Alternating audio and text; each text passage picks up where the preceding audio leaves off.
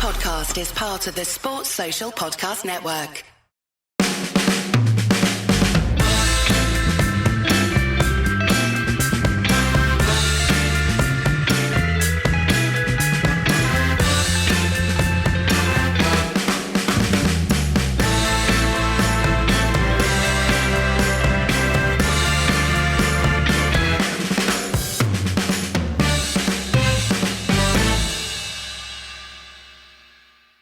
All right, I'm here with George Baker, FC United fan, former board member. I can't remember if you're in an official capacity at the moment, George. Just a volunteer for the comms team these days, but All right. served on the board for a couple of years, 2016 to 2018. Very good. Listeners may remember him. I talked to you about a year ago about where the club was and the various challenges. Yeah, almost exactly a year ago, yeah. Good. Well, it's good to check in. It's the 20th season of FC United coming up. Obviously, the United takeover happened in May 2005. I guess, that was the season it was formed, FC United. And thought we'd check in on where the club is at, what the plans are for the future, hopes, challenges, fears, probably talk a little bit about the Manchester United takeover and how that has impacted, not impacted, FC United fans. So let's talk about the season just gone, 14th in Northern Premier League. It's one of those things with FC United. I guess 20 years ago, like looking at the Wimbledon model, we might be a rocket ship to the big leagues because FC United still get great crowds, but hovered around the Northern Premier for a while now. Is that a sort of natural setting? How has the season just gone? How's the fan base feeling? Yeah, I mean, last season we were just outside the playoffs in the Northern Premier League, so it went down to the second to last game of the season. This season we were pretty far off that, obviously I think it's the first time we finished in the bottom half of the Northern Premier League.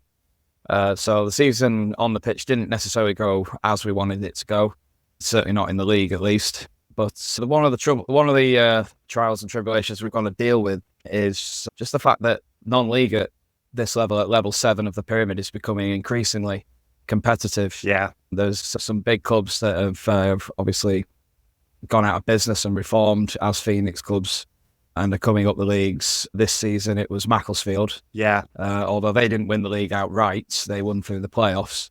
But they were getting over 3,000 fans a game, charging 17 quid for admission, which for level 7 football is quite astonishing, really. They lost the playoff final. So we'll have Macclesfield again. And obviously there's Bury in the North West Counties League, right, Premier Division, who also lost out in the playoffs. But it won't be long till we see them at our level as well, I suspect.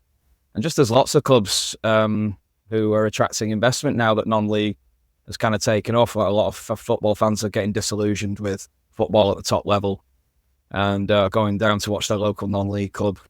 Radcliffe, who are obviously a neighbour of Bury, they're the team that won our league this season. They've seen their attendances go up quite significantly and are now getting regularly over 1,000 people. Our attendances have levelled off at around 1,700, and we're always looking for people to come and join us, really. Like FC United, as you say, it'll be our 20th season coming up, and we're really excited to just keep on going. Our league's position this year kind of reflected the budget that we put into the playing side of things, though. As I mentioned the last time I came on this podcast, a lot of the money that FC United makes does have to be spent sensibly, in the sense that we still owe a lot of money on the ground that we built in 2016, Borders Park.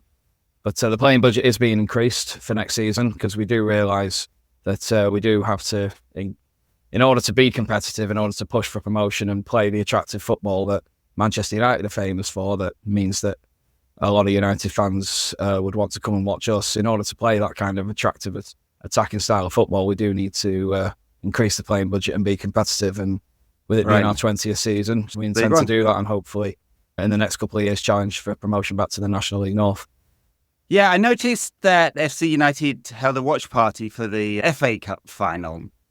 And, I guess it's still true that most FC United fans are also Manchester United fans in some fashion, and being... Absolutely. Yeah. And it would be nice for more United fans to turn up on a Saturday, given that we're going to be, Manchester United are going to be playing Thursday, Sunday all next season. There's a good opportunity to do that. as well. Mm-hmm. Exactly, yeah. And it's something that I would recommend any United fan to come along and experience. So as you said, the watch party, it was advertised just for United fans, and a good few thousand turned up, and it was great seeing our St Mary's Road end stand behind one of the goals just full, a sea of red, like it often is for our home games, but with brand new people, if you like, just other United fans coming to Broadhurst Park for the first time. Admittedly, to watch United fantastically beat City in the final. And there was a few teething issues with that. You know, we've never actually hosted anything like that, like a fan park event before. We did it externally with another company, but it did seem everybody who went down there seemed to enjoy it, and everybody went on the pitch after the win and enjoyed themselves. So it's something that we're going to look into continue doing in the future. And it just goes to show that coming up to 20 years on, we've not forgotten our Manchester United roots as a club. We want as many United fans as possible to come along to experience it if they haven't already before. And even if they have in the past come along to FC, maybe decided it wasn't for them, or decided that, you know, leaving Manchester United or not watching United regularly isn't for them. I would encourage any United fans to come down again and sample our ground in the former Broadhurst Park, because obviously we did play in Bury for 9 years, and then we were quite nomadic in our promotion season in 2015-16 across Greater Manchester. But we have that excellent base at Broadhurst Park in Moston, where we've been for 8 years now, and it's just fantastic. And we're a club that we play in red, white, and black. We sing United songs. We're a rejumbling of Manchester United Football Club as the club's name. So it's something that will always have that link to Manchester United and its fan culture.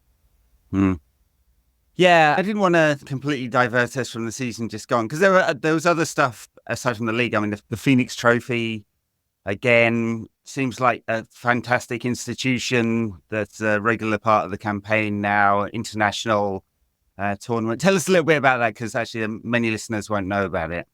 Yeah, so the Phoenix Trophy is a brilliant initiative. We played in it for 3 years now. It's been going for 3 years. We've played in it each year, and it's a European tournament for non-league clubs with a specific ethos, either you supporter-owned or quite active in the local community. This season, we played a team in France and another team in Krakow in Poland. So this year it was 12 teams, 4 groups of 3. And the winner of each group went to the finals weekend, which was in Lake Garda in Italy this year. Nice. So there were 2 other English clubs this year, Enfield Town, who were the first breakaway club, if you like. They were the inspiration for AFC Wimbledon. They broke away from Enfield FC in 1999 and made a success of a fan-owned club. They're still fan-owned to this day. And they won promotion as well to the 6th tier. So they are also in the semi-finals, as were Lewes. Lewes are quite a famous team towards the south coast of England, who are quite well known for paying their men and women's team equally. They're also supporter-owned, I believe. So it was something. And there was a Welsh team as well, Llanwit Major. So it's a competition that's getting a lot more attention now in its 3rd year, coming up to its 4th year. And we managed to win it again for the 2nd time in 3 years. We beat Lewes in the semi-final, and then we beat Prague Raptors in the final. It was a repeat of the final in the first season, actually, against Prague Raptors. Comfortably beat them in the final. And the men's team may not have had a great time in the league this year, but to offer that to our players, how many non-league teams get to play abroad regularly, during the season and post-season as well. It's an incredible experience, not just for our fans, but for the players as well. And we'll be entering it for a 4th year running. And it means that all 3 of our teams, if you like, we've got a men's team, a women's team, and an academy. All 3 of our teams won a trophy this season. The men's team won the Phoenix Trophy, the women's team won the Manchester Cup, and the academy won their league. So all in all, there's some successes to enjoy in 2023-24. How are you thinking about the 20th season and the celebrations, commemorations, commiserations? A little bit of all of that, isn't it? But yeah, so have you got big plans for the year? It's incredible, really, like to think that we're making it to our 20th season, given how so many people wrote us off at the start when we formed the club. Everyone, when it gets cold in the winter, they won't want to go to non-league games anymore. And Alan Gowling on Radio Manchester famously said it'll all be over by Christmas, which is something that whenever he meets an FC United fan, we don't let him forget that line. He even receives Christmas cards from some of us to this day as a result. So it's a good way of a really, really incredible milestone to get to the 20th year. And we're putting on events at the ground where fans will be able to stand up. It's like an open mic kind of thing where fans will be able to stand up and tell stories from our first season in the North West Counties League Division 2, when we went all over the northwest of England to play teams that most of us have never heard of. Teams like Blackpool Mechanics, Daisy Hill, Nelson, Castleton Gabriels, all these kind of clubs. A lot of them had to get moved to nearby professional football team grounds, such as Boundary Park in Oldham and other places. Bloomfield Road in Blackpool being a famous one. So it'll be a good chance for us to relive for those early years. It should be good. There's quite a few fans who came along in those first few years who fell away after the first couple of seasons. Our average attendance was 3,000 for our first season. It dropped to 2,500 in the second, and then it kind of leveled out just under 2,000 for the subsequent years where it's remained. So it'd be a good chance for those fans to be reminded of those times, to perhaps come back and relive some of those memories.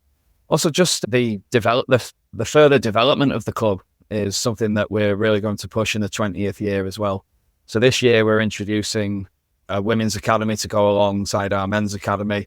We're introducing an under-21s team, an under-17s team, and a women's development squad as well. So we're consistently expanding the club and the amount of recruitment we're doing and the teams that we're having. So the future development of the club is something that we're really going to push. We've also reached out to the Football Supporters Association, the FSA, in the hope of creating like a lobby block alongside fellow supporter-owned clubs, in order just to push back against some of the new rules and legislations that have been brought in by the top levels of football, such as the abolition of FA Cup replays, for example. That's something that's really going to hit lower league and non-league clubs quite hard. Obviously, you don't get a giant killing FA Cup run every year, but that hope of getting a big team and perhaps getting a result and getting a replay, it's happened to us. We took Brighton to an FA Cup replay in the FA Cup second round in 2010, and the replay at Gig Lane is still to this day our highest home attendance. So that helps us no end in the subsequent years and helping us raise the money to build our own ground. And that's essentially been wrenched away. So the best way I would say for us to celebrate reaching a 20th year is just being more visible as a club that fights for change, not just at non-league level, but throughout the game in England, like promoting the idea of supporter involvement, supporter ownership, and putting pressure on the Premier League and the FA to essentially try and stop catering to the big clubs all the time. Think about the clubs at the bottom at the grassroots level, which they claim to care about, but have decided to really shaft with legislation such as scrapping FA Cup replays and the like. Yeah, I mean, I guess that plus the expanded European Champions League, it may feel a long, long way from the seventh tier of English football, but it has an impact, doesn't it? And I don't expect a single person in the European Club Association or UEFA thought about the knock-on effect of that. And so, it's a real challenge. And the white paper that will not be turned into legislation for the independent football regulator may be picked up by the Labour Party post the election, although they haven't actually promised. Yeah, who knows? I mean, they haven't promised it, have they? When that came out, no. It's when that was announced, I remember just thinking, it's great that this has been announced, but let's see it actually happen and actually be put into action. It's like you say, like with the expansion of the Champions League and the influence of UEFA and the pull and the influence they have over the FA and the Premier League, they're an organisation that are constantly reminding England that they're the only country with 20 teams in their top flight, with two cup competitions. With cup replays. As far as UEFA are concerned, English clubs already play too much football, and that's who while the FA and the Premier League might look like bully boys towards the smaller clubs in England, such as ourselves, UEFA are essentially bullying them as well. So whilst it's a difficult situation for them, they do need to remember that try not to get pushed around so much by the men above them, and don't take it out on the people below them right at the bottom who are trying to do football differently. Yeah, no, I mean, fully agree, and it's a real challenge. I mean, the entire football pyramid is loss-making. Probably FC United is run sustainably, but that is the exception to the rule, and most Premier League clubs... Well, we run quite sustainably. Yeah. During the COVID years, we were quite comfortably in the black. Even though we didn't have any games taking place like everybody else, as a result, we didn't have much expenditure. So a lot of our fans were donating what they would normally spend at FC United to the club to make sure it kept running during those barren years. And as a result, we were quite comfortably in the black for a year or two. Mm-hmm. The club has made a loss over the last 3 seasons, but it's been gradually coming down. We made a 6-figure loss in 2022. It went down to a 5-figure loss for 2023, and it's now at a 4-figure loss for 2024. So the only reason we made a loss this season is because we had 4 Saturday home games postponed and another one cancelled because a team in our league sadly folded. And again, a common occurrence at non-league. Yeah. Due to the competitive nature that I mentioned earlier. So many clubs are getting extra investment, but so many other clubs are being left by the wayside. And as a result, your budget for 21 home games and only 20 take part, that does have an impact. And if they get, and the adverse weather that happened in the early part of this calendar year, that really did have an effect on us as well. We lost 4 Saturday home games, and as a result made a small loss this season. But the fact that we're making smaller losses and will eventually turn an operating profit, we're very confident we're going to turn an operating profit in this coming season based on the progress we've been making over the last 3 seasons. Been any temptation to change the way the club is run? I mean, famously, don't have a front shirt sponsor, have been very careful about the kinds of sponsorships, have been very fan-friendly in terms of pricing. I mean, the temptation there is, of course, to seek extra money and chase the dream like everyone else, and especially with outside investment coming into non-leagues. Is there ever pressure to change how the club is run as a result? Well, there's always those conversations. I mean, the whole point of FC United, though, and the majority of our fan base get this, is that the whole point is to see how far we can go while maintaining the principles of a fan-run club that puts its supporters first. If there were to be any major upheaval, any major changes, those changes would have to be put to the fans. So you get it now and again on like the internet forums that we have and the discussions in the ground and things like that at games. Should we finally have a shirt sponsor after all these years? And if one of our fans wants to put that forward and get 5 other members to back that resolution, they can put it forward as a resolution at one of our general meetings. We have 2 each season. If you feel like FC United should have a shirt sponsor, you can make the case for it with the backing of 5 other members that are signatories to it. And if the resolution passes with a 2/3 majority, then the club is legally binding to do it. I doubt that would ever happen personally, because we're very proud of the fact that we've never had a shirt sponsor. It's one of our identifying features, if you like. The fact that one of our founding principles is to avoid outright commercialism.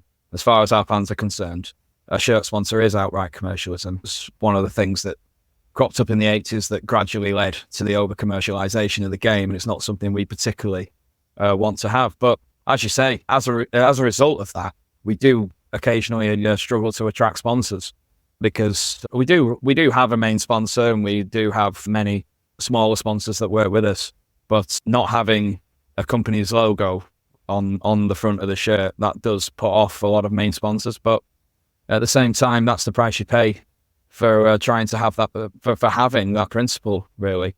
And there is the temptation, as I say, that we do have those discussions as fans. Should we compromise on this, that, or the other? And obviously, AFC Wimbledon are probably the best example of a successful fan-owned club in the English pyramid. And even they had to sell 20% of their stake in order to build their new Plough Lane ground. They got quite lucky in their early years in the sense that they were able to purchase Kingsmeadow from Kingstonian after just a year or two of being in existence, because Kingstonian was struggling.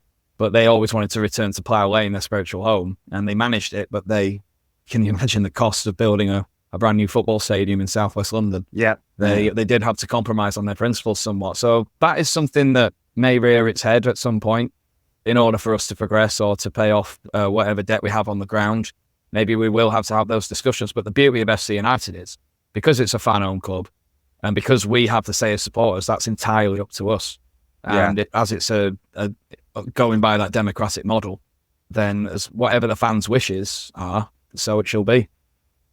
All right. Well, this is a good segue. Down the road at Manchester United, fans have, well, let's say almost no say in how the club is run unless we break into the ground or make a big fuss on the internet, which sometimes... Taking direct action like in 2021, yeah. Yeah, well, direct action. Sometimes internet groundswell of opinion does make a difference, as we saw with, let's say, Mason Greenwood's planned reintegration into the team. The fans were not having that, and that was made quite clear to the club, and they backed down. But so I think we talked about this a year ago. That's how long the process took. But Jim Ratcliffe and the Ineos group have bought 27 and a bit % of Manchester United and making a lot of structural changes. It doesn't seem that anything's like really changed in terms of what the club ethos is, though. So, how did FC United fans react to that, or was it just so long coming that it didn't change anyone's opinion of what that meant?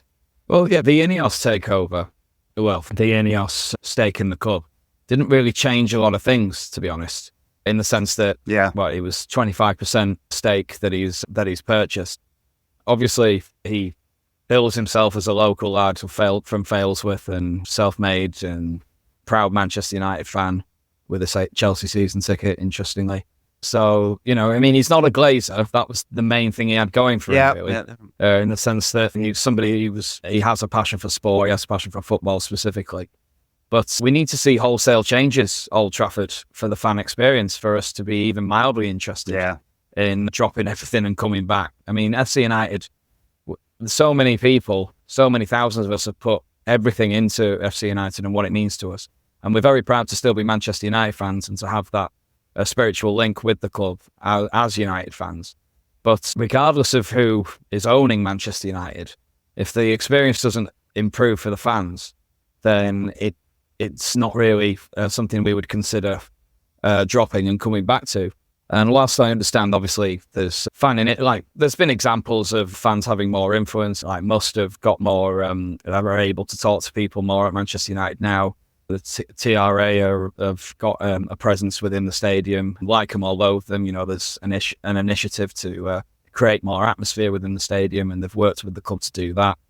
But with regards to Sir Jim Ratcliffe, at the end of the day, he's a petrochemicals billionaire, and there's a moral question there as well. Like, a lot of people were attracted by FC United because they were just abhorred by what the Glazers stood for. Mm-hmm. As vulture capitalists from Florida who owned all sorts of businesses and treated tenants that they were in charge of or their trailer parks like garbage and things like that. It's the same kind of moral question with Jim Ratcliffe. How ethical are Ineos as a company? Mm-hmm. Do we really want to be giving our money to somebody who's made his fortune trying to sell fracking to the world and things like that? So there's also those conversations happening.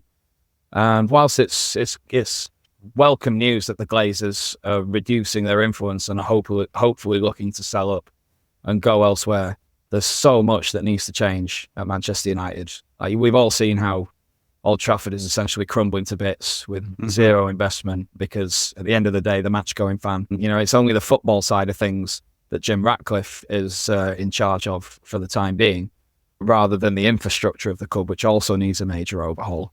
So we're just going to have to wait and see who or what or how much is going to change at Manchester United with this, partial change of ownership. Yeah. But I don't think many of us will go away from FC United. We're enjoying ourselves too much at non-league level. Yeah. And just so excited to see how much further the project can go. Yes, I mean, I think the ethical considerations are basically not discussed. I mean, I had a company on about a year ago, actually, talking about how they're suing Ineos because of just how polluting that company is, either in the plastics productions or the oil refinery. And of course, they work in areas of the world, let's say, where the regimes are not exactly human rights friendly. So, but that discussion is basically non-existent. And for better or worse, I guess it'd probably be true to say there aren't many squeaky clean billionaires. Is he the worst one? No. Is he the best? Definitely not. Definitely not. That's it. I mean, there's no such thing as an ethical billionaire, really. So, and that's certainly the case with Sir Jim, regardless of whether he's local or a United fan, you know? Yeah. And no communication between the clubs? No, we wouldn't approach them, really. I mean, the fact is, the Glazers still own the vast majority of the club, and it's about it's about refusing to recognise their ownership of the club. You know, we wouldn't be actively boycotting the club and be contacting them, certainly at this stage. I mean, never rule out what may happen in the future, obviously, with potential ownership changes and potential dialogue between the two clubs. But it's just not something that we would entertain, really. I mean, we even had one of our previous women's team managers actually arranged a friendly between our FC United's women's team and Manchester United's women's team. I believe he was a City fan, the coach in question. He didn't really get perhaps our ethos and what we were about. So he took it upon himself to arrange that friendly, and we said, what the hell are you doing? You know, we can't, as much as we're all still Manchester United fans, we don't want that dilemma of FC United versus Manchester United one day. That's a common question we get. What would you do if that happens? And we'd just rather cross the bridge when it comes to it. But to acknowledge the Glazer ownership of Manchester United, it's just something that we can't do, because we gave it all up on principle in 2005. But yeah, who knows? Like in the future, it may happen depending on ownership changes. But we would need to see a lot more supporter involvement, and the supporters of Manchester United, particularly the match-going supporters, treated a lot better than they have been over the last 20 to 30 years. Yes, well, time will tell whether that is true or not. Amazingly, despite ticket prices going up, although they were frozen for about a decade, they're now going up again at all Premier League clubs, but Manchester United too. And obviously the infrastructure is not very good. You can't take the train to the ground anymore, and the team was pretty shite on the pitch. But amazingly, there appears to be more demand than ever. So I guess that's the gravitational pull of United, despite the owners treating fans like shit for best part of 20 years now. So what are your hopes and dreams for the year to come? And 20th season, marking that with celebrations, be back in the black financially. Are there goals? Are you basically pushing for promotion? I mean, does that matter? Yeah, of course it does. I mean, the football on the pitch is as important as anything. It's not the most important thing for us, obviously, providing an affordable, enjoyable experience for United fans is the main goal that we have. But in order to do that, you want to have an entertaining team on the pitch, and we certainly would like to have a better season than last season. The budget that we had, if anything, we kind of exceeded expectation based on the budget we had. You know, despite, as I've said before, despite our crowds, our playing budget is relatively low due to the other financial commitments we have. But as I said, it is being increased next season. We're looking forward to a better one, because the fans that turn up, like the atmosphere we create, we know that drives on the players, because it's just not something that most players are used to at this level. You know, there's only a handful of clubs like ourselves who get more than 1,500 fans per game at level 7 and level 6 and level 7 of non-league football and below. And, you know, we get higher attendances than many professional clubs in the National League and the National League North. Yeah. So a lot of players come not just because they wanting to earn money, but because they want to play in front of a big crowd, and we'll always have that draw. It's something that's attracted players to us in the past, and it's something that will attract again. And obviously the Phoenix Trophy will be competing in it next year, as well as champions. So there's always that to draw players to us, free trips abroad, the chance to play. I mean, like last season we played in the San Siro, the finals weekend of the Phoenix Trophy was in the San Siro itself. So there's always that to bring players along.